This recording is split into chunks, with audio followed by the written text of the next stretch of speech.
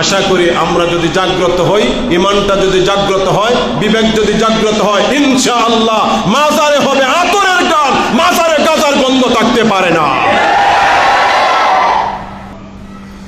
জরুরি একটি কথা বলি, অনেকে আমাদের বলে হুজুর মাজার ভাঙ্গা জায়েজ আছে কিনা?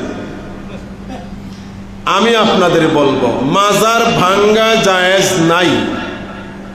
মাজার ভাঙ্গা, মাজার জিয়ারত করবেন। আমরা মাজার কি করব?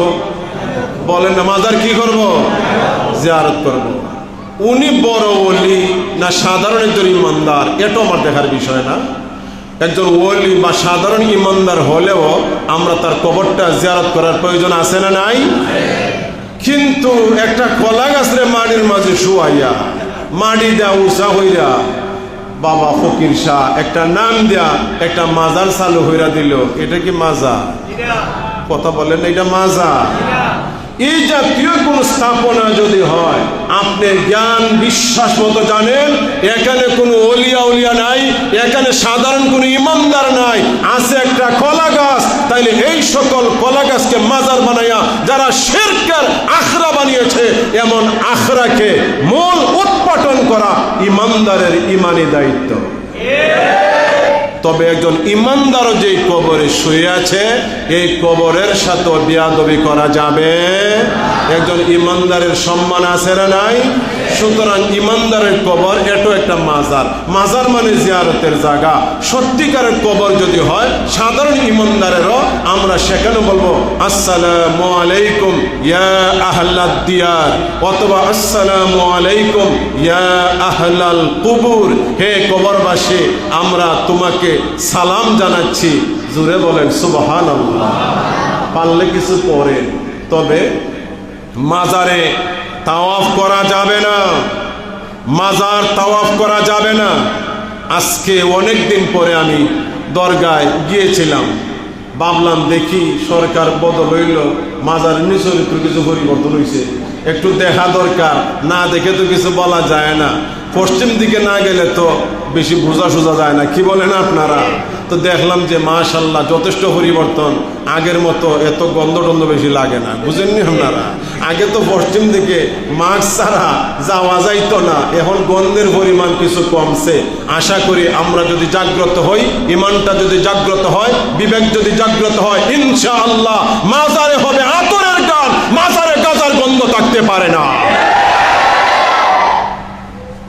মাজার মানে গাজা অসম্ভব, মাজার মানে আতর হবে, মাজার মানে আল্লাহওয়ালা হবে, মাজার মানে সেখানে মুসল্লি হবে। কত বড় হতভাগা, পাশে থাকা মসজিদ, হাজার হাজার মুসলমান সেখানে সেজদা দেয়, খাটাস মসজিদে সেজদা দেয় না, মাজারে সেজদা দেয়।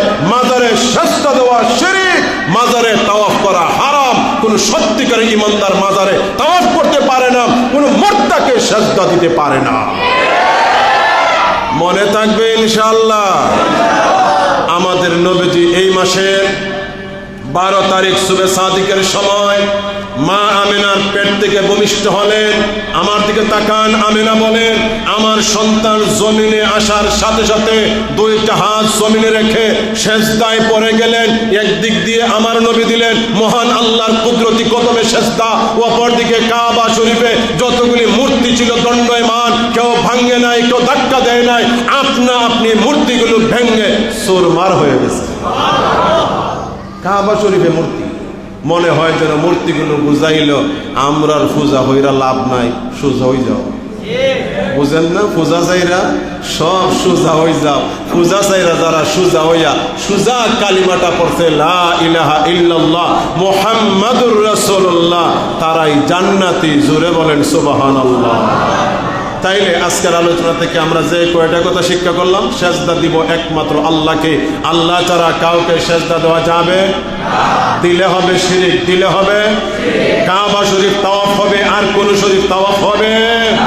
যদি মাজারে কেউ তাওয়াফ করে এটা হবে হারাম। জুড়ে বলেন এটা হবে হারাম। 3 নম্বর যে কথাটা নবীজি বড়দেরকে বলেছেন, ছোটদেরকে বলেছেন, সমবয়সীদেরকে বলেছেন তোমরা যারা ছোট বড়রে সম্মান করো, তোমরা যারা বড় ছোটদের স্নেহ করো, আর তোমরা যারা পরস্পর সমান বয়সের লেভেল বয়সের একজন আরেকজনকে ইমানদার হিসাবে ভাই হিসাবে গ্রহণ করো। আমরা বড়দের সম্মান করব, ছোটদের আমরা স্নেহ করব, নারী জাতিকে আমরা সম্মান দিব, পরস্পর সমান বয়সের হলে আমরা মুসলমান বাই বাই হয়ে চলব। আমাদের মাঝে বিভেদ নাই, আমাদের মাঝে সহিংসতা নাই। জোরে বলেন আলহামদুলিল্লাহ।